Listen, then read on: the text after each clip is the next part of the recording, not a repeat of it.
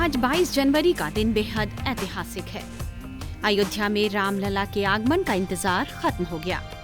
शुभ मुहूर्त पर पीएम नरेंद्र मोदी ने अयोध्या में रामलला के विग्रह में प्राण प्रतिष्ठा की।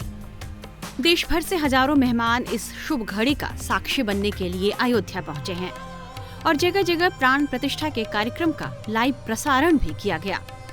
लेकिन इस मुद्दे पर राजनीति भी तेज हो गई है। विपक्ष ने इस कार्यक्रम से जहां दूरी बनाए रखी, इसे लेकर बीजेपी विपक्ष पर लगातार हमलावर है। इस बीच केंद्रीय वित्त मंत्री निर्मला सीतारमण ने तमिलनाडु सरकार पर एक बड़ा आरोप लगाया है। सीतारमण ने कहा कि तमिलनाडु सरकार ने राम मंदिर उद्घाटन समारोह के लाइव प्रसारण पर रोक लगा दी है। निर्मला सीतारमण ने एक्स पर एक पोस्ट में लिखा, तमिलनाडु सरकार ने 22 जनवरी को राम मंदिर से जुड़े कार्यक्रमों के लाइव प्रसारण को देखने पर प्रतिबंध लगा दिया है। तमिलनाडु में श्री राम के 200 से अधिक मंदिर हैं। तमिलनाडु सरकार के हिंदू धार्मिक और धर्मार्थ बंदोबस्ती विभाग द्वारा प्रबंधित मंदिरों में श्री राम के नाम पर किसी भी पूजा, भजन, प्रसादम और अन्नदानम की अनुमति नहीं है। पुलिस निजी तौर पर संचालित मंदिरों को भी कार्यक्रम आयोजित करने से रोक रही है। वे आयोजकों को धमकी दे रहे हैं कि वे पंडाल तोड़ देंगे।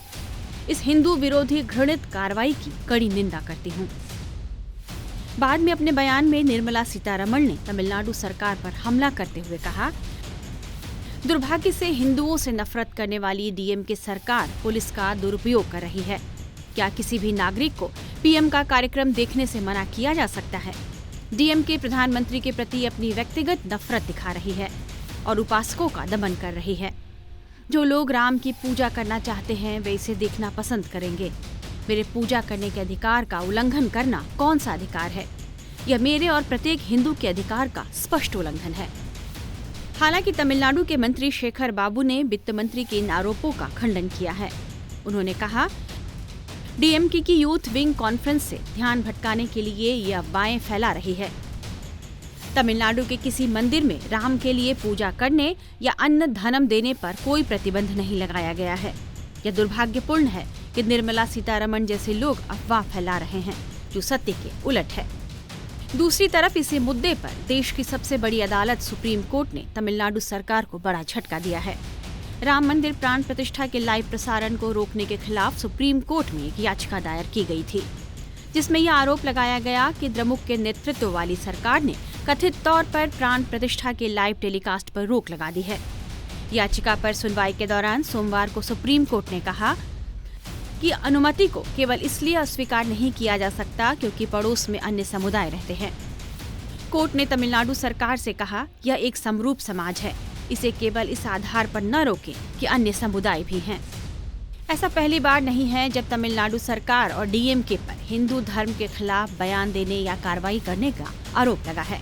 पिछले साल सितंबर में खेल मंत्री उदयनिधि स्टालिन के सनातन धर्म से जुड़े विवादित बयान पर हंगामा मच गया था। उदयनिधि स्टालिन ने एक सम्मेलन में यह कह दिया था कि सनातन धर्म डेंगू मलेरिया की तरह है, जिसे मिटाना जरूरी है।